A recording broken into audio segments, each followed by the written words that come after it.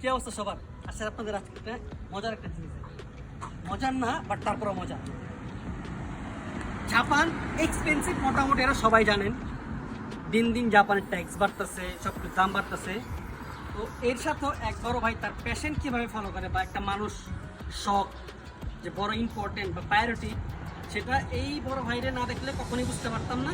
জাপানের মাটিতে এসে সে 10 বছর, তার কোনো বেনিফিট নাই, তারপরে সে একটা গ্যালারি রান করতেছে। গ্যালারিটা 18 বছর আগের, সে তার প্যাশনটার ফলো করে জাপানে এসে দেশের কালচারটাকে, জাপানিজ তারপরে তথাকথিত যে জাপানে যারা বড় হইতেছে বাঙালি ছেলে মেয়ে সবার মাঝে ছড়ায় দেওয়ার জন্য সে তার পক্ষ থেকে একটা ছোট্ট একটা প্রচেষ্টা চালাচ্ছে। এবং তার একটা উদাহরণ দেখাচ্ছি যে তার হাতের যে কলাকৌশল, সে যে কতটা পারদর্শী এই তার প্যাশনের প্রতি, তা আপনাদের একটু দেখাচ্ছি। আসেন সবাই। এই হচ্ছে মোটামুটি একটা সেটআপ গ্যালারি, আর্ট গ্যালারি যেটা। এইখানে মোটামুটি এখন বেশি একটা ছবি নাই, তারপরে যা আছে খারাপ হবে।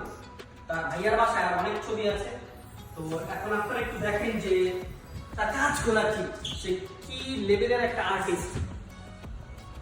সবগুলো তার মনের ভাব প্রকাশ করার জন্য, বা গ্রামের বা দেশের যে একটা কি বলে এটাকে ঐতিহ্য। যেমন এই যে বাংলাদেশের nation of father of nation বাংলাদেশের বঙ্গবন্ধু শেখ মুজিবুর রহমানের একটা ছবি।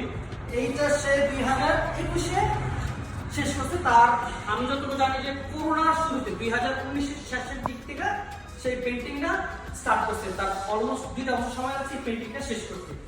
আর এরকম অনেক আছে।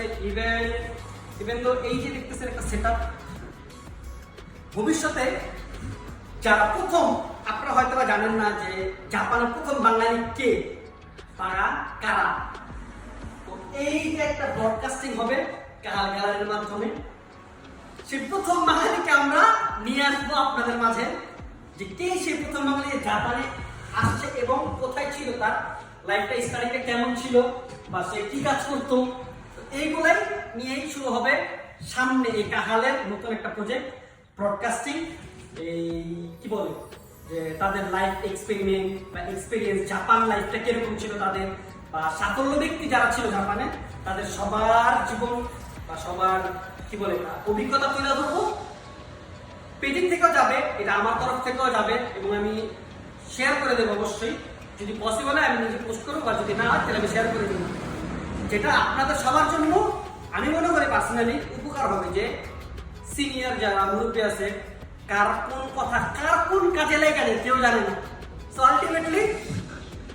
আলটিমেটলি জিনিসটা সুন্দর হবে, এবং সবাই ইনভাইট থাকবে যে যারা জাপানে আছেন অবশ্যই আপনারা কাহালে আসবেন। বাংলাদেশেও প্রোগ্রাম হবে অনেক কাহালের মাধ্যমে, বাংলাদেশেও আমরা করব। ইভেন তো জাপানে, বিশেষ করে জাপানে যেহেতু বাংলাদেশে কালচার, বাংলাদেশের মানুষ জানে, জাপানে জানে না যারা কালচারগুলো, আমরা এই কাজগুলো করার ট্রাই করতেছি। বা অনেকেই দেখছি যে অনেক কিছু খেয়াল করছি আমি, অনেক জায়গায় অনেক প্রোগ্রামে যাওয়ার পরে দেখছি যে বাচ্চাদেরকে সময় দেয় না। তা আমাদের যে কাহালের মূল টার্গেট বাচ্চাদেরকে নিয়ে আমরা কাজ করব, এবং আমরা কাজ করতেছি। নেক্সট ইয়ার অনেক প্রোগ্রাম আছে কাহালের মাধ্যমে। ইভেন তো জাপানে আমরা এই সামনের মাসেই ঈদ বাজার বলে অনেক রকমের অনেক কাজ করবো কাহাল নিয়ে। তো আপনি একটু সবাই দেখেন এই যে ছবিগুলো সব তার নিজের হাতে তৈরি।